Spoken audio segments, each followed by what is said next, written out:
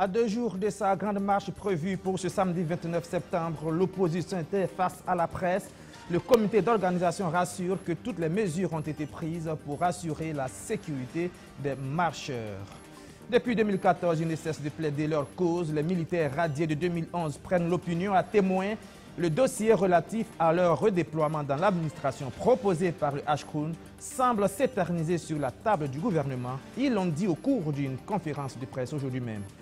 Et puis, ouverture de la première édition du SICOT, le Salon international du coton et du textile, présidé par Roch-Marc Christian Caboret, le chef de l'État qui a annoncé depuis Koudougou se déroule l'événement, la remise en service de l'usine de textile Fassofani pour 2019. Voilà pour le sommaire, mesdames et messieurs, bonsoir et bienvenue. Ravi de vous retrouver pour ce 19h30. Tout de suite, direction l'Assemblée nationale où s'est ouverte hier la deuxième session ordinaire de l'année. Ce sera une session consacrée principalement aux questions budgétaires. Pendant 90 jours, donc, les députés vont se pencher essentiellement sur l'examen puis le vote de la loi des finances 2019. C'est un compte rendu de Luc Babelgum. C'est parti pour 90 jours de travaux avec l'ouverture de la deuxième session ordinaire de l'année 2018 de l'Assemblée nationale. Cette session sera consacrée à l'examen et à l'adoption de la loi de finances de l'État gestion 2019. Pour ce faire, il est prévu des travaux en commission et en plénière et les députés devraient y consacrer temps et énergie. Le budget de l'État, au-delà de ce à quoi il sert directement, offre une visibilité plus nette de l'action publique parce qu'il définit les grands choix de politique publique du gouvernement. Il est également le moyen par lequel le citoyen s'aperçoit aisément à la fois de sa part de contribution au bon fonctionnement de la vie publique et des affectations qui en seront faites. Il est enfin pour le député qui l'a examiné puis voté l'instrument par excellence de contrôle de l'action gouvernementale. Les travaux en commission et en plénière vont exiger de la part des législateurs que nous sommes beaucoup de temps, d'énergie et de sens de la responsabilité. Face au désintérêt de plus en plus grandissant des populations pour la politique et les votes, l'Assemblée nationale s'apprête à inscrire dans les jours à venir un organe dénommé Bureau citoyen afin de susciter le sens civique des populations et amener celles-ci à s'approprier la vie politique de leur nation.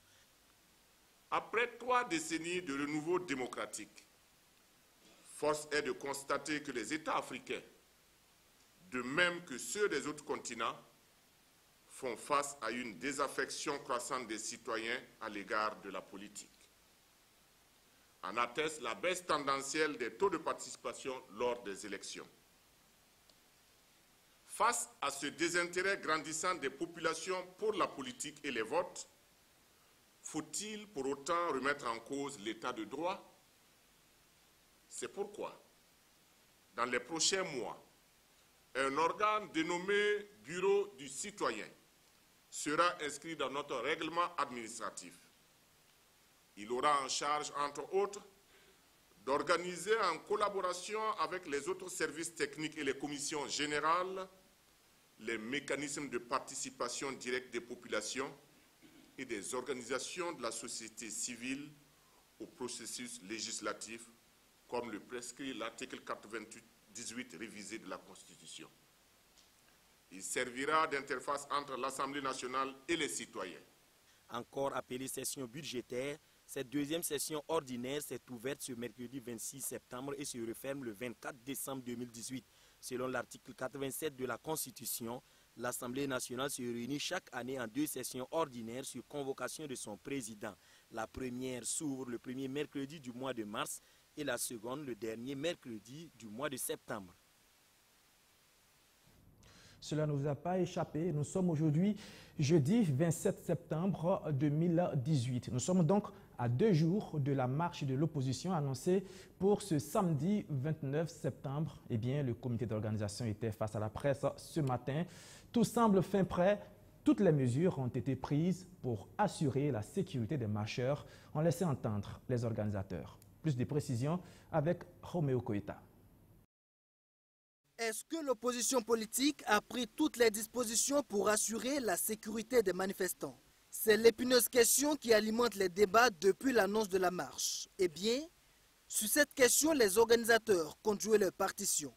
La balle est dans le camp du gouvernement, affirme-t-il. Parce que c'est eux qui sont chargés, à travers nos impôts, d'assurer notre sécurité. Les FDS sont là pour cela, et donc il appartient d'abord à l'autorité d'assurer la sécurité des manifestants, du moment que c'est elle-même qui a donné l'autorisation aux manifestants donc, de faire des manifestations. Mais également, en tant que structure responsable, nous prenons des dispositions également en notre sein. Parce qu'il n'est pas évident que tous nos militants aient la même manière d'agir, la même manière de voir. L'opposition estime qu'elle a l'expérience dans l'organisation de ce genre de manifestation et en veut pour preuve la marche meeting du 28 octobre 2014. Ce qu'elle pourrait craindre, ce sont les infiltrations. Là aussi, les organisateurs se disent prêts à faire face à toute éventualité. L'une des grandes articulations de ce rassemblement, c'est la collecte de fonds en soutien aux forces de défense et de sécurité. Si tous les Burkinabés des villes et des campagnes se disent que nous sommes en guerre, et chacun met 25 francs, 25 francs, 25 francs, 10 francs, 10 francs, 5 francs, ça sera un effort considérable pour équiper les FDS et leur morale. Et ce que vous ne voyez pas, c'est l'effet que ça produit. Les FDS vont savoir que la nation est unie derrière et les soutient.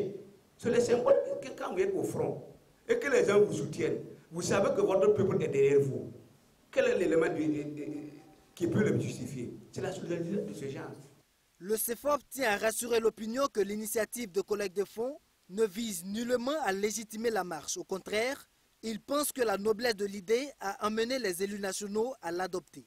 C'est pourquoi l'opposition invite Paul Kabatieba et ses ministres à emboîter le pas.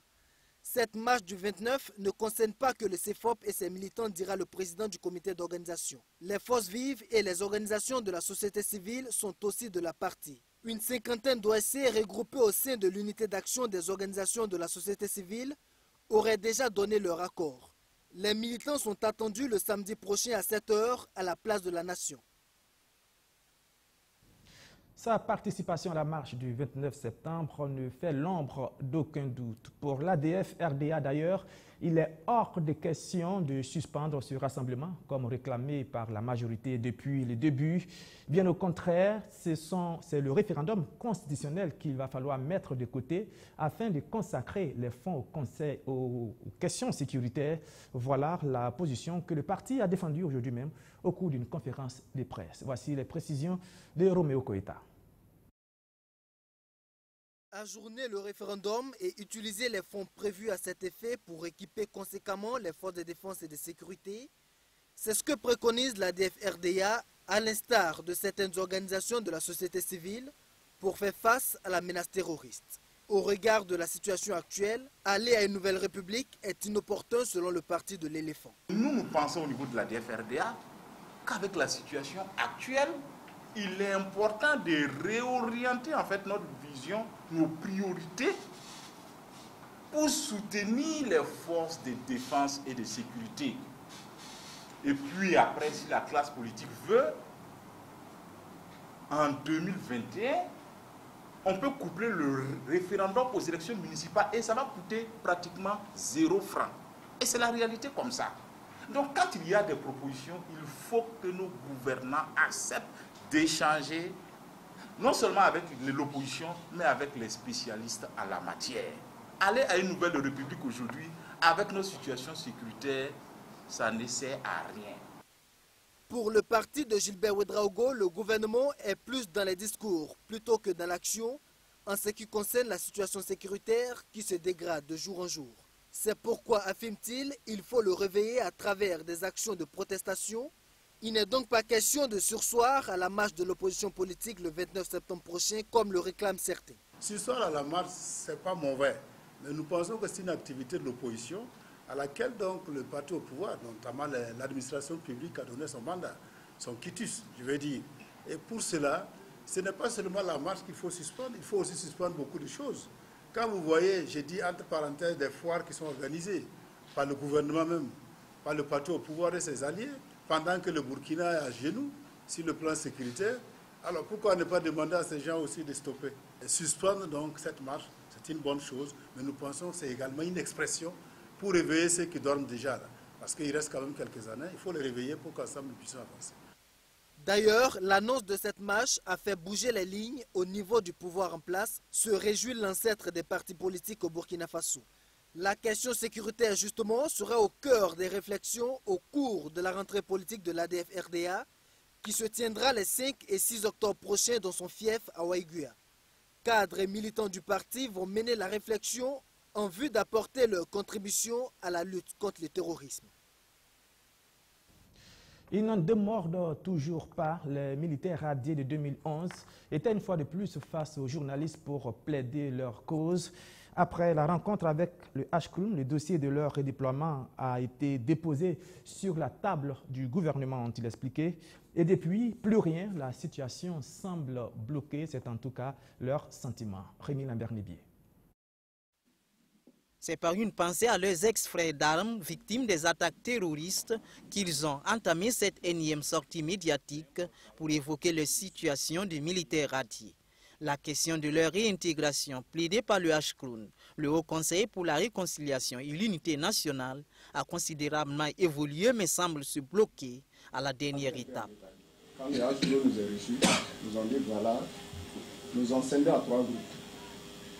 Ils ont dit voilà, compte tenu des jugements ou d'autres choses qui ont été rendues, il y a certains qui ne seront pas reversés à la pension publique.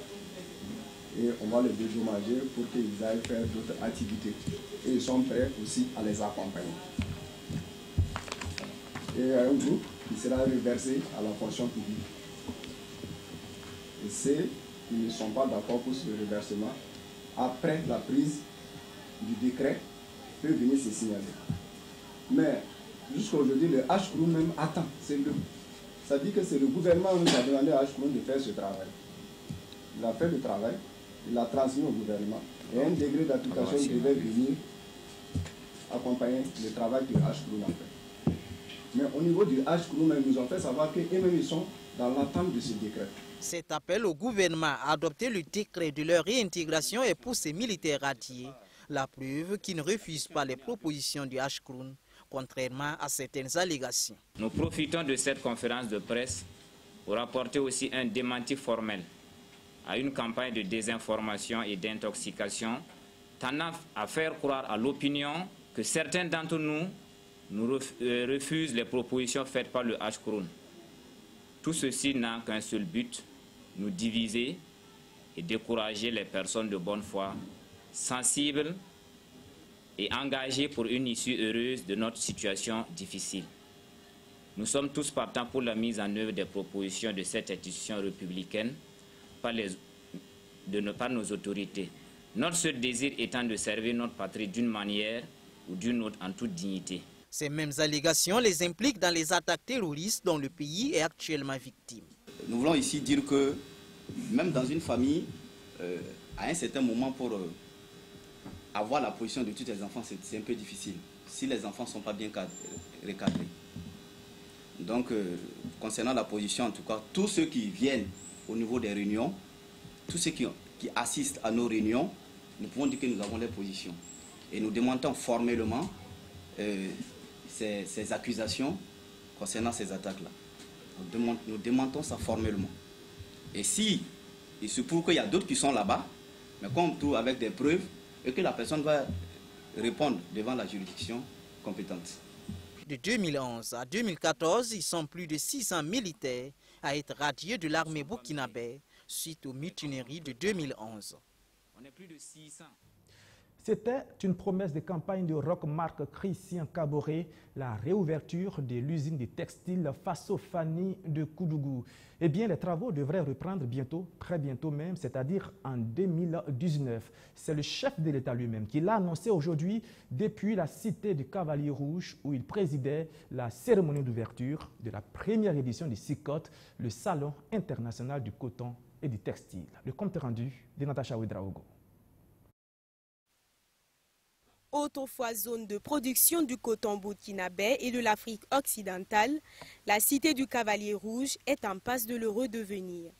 À cette ouverture du Salon international du coton et du textile SICOT, c'est toute l'ambition du gouvernement qui est exprimée. Les machines de Faso-Fani vont bientôt se remettre en marche pour accompagner cette production, mais aussi la transformation et la commercialisation de l'or blanc du Burkina et d'ailleurs. Vous savez, parler des champs, nous sommes en train de travailler avec d'abord les investisseurs. Je dois dire que nous sommes avancés déjà à près de 3 quarts. Et nous espérons, si toutes les choses se mettent en ligne, que d'ici 2019, nous puissions commencer la construction de cette usine qui doit occuper environ 60 hectares, mais que nous allons moduler en plusieurs séquences. Cette première édition du SICOT est aussi une opportunité d'affaires pour les professionnels de la filière coton venus de 27 pays du monde, comme ces 2 acteurs du domaine venus du Mali et du Bénin. Tant de ce salon, non seulement la décision, le soutien de nos différentes autorités pour l'agriculture biologique, en l'occurrence pour le coton biologique, mais également un bon carrière dans le domaine de la production et de la transformation du coton biologique. Que le coton soit un peu plus transformé dans nos pays, afin que nous puissions lui ajouter de la valeur et gagner un peu plus pour le développement de nos pays. Et c'est pour cela que j'apprécie cette idée et il faudrait que tous les pays africains